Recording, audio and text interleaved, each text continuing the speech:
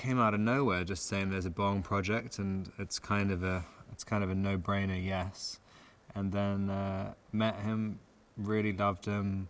Then the script came in, and the script was one of the craziest things I'd ever read as well. So I could feel from the first read there are elements of enormous scale, for one thing, and then extremely niche humor at the same time.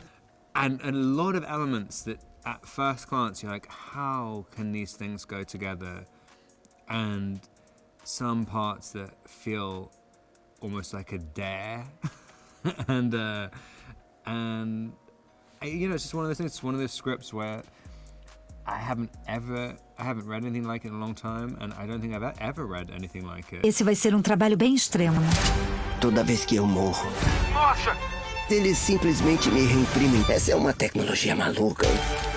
Foi aí que tudo mudou. Somos múltiplos. Mickey is it's a deceptively complicated character. He has quite specific desires. He's quite innocent and naive in lots of ways. He doesn't really have a lot of self-confidence, and it's kind of the story about him finding his own autonomy in some ways. It's a horrendous story for Mickey. I mean, it's an absolutely horrendous life. And it's strange. I think you need that level of extremity and how they're actually treating him.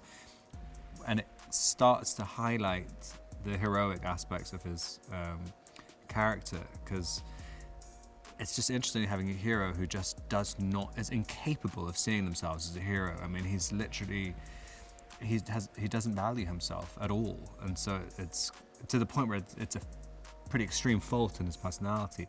Yeah, it's a really, really fun job where you're kind of laughing hysterically at things. I mean, it's just some of the stuff I was just watching Mark Ruffalo doing. I mean, it's just, I just never thought you would see it. I mean, it's absolutely bizarre. I mean, to see Mark with a pompadour in a sparkly suit running around after a stuffed penguin chicken around a cafeteria, shooting it with a magnum. He's a really sweet guy, and very funny, very engaging, very self-depreciating. But I think everybody gets the same. Everybody on the crew he has a very powerful aura that's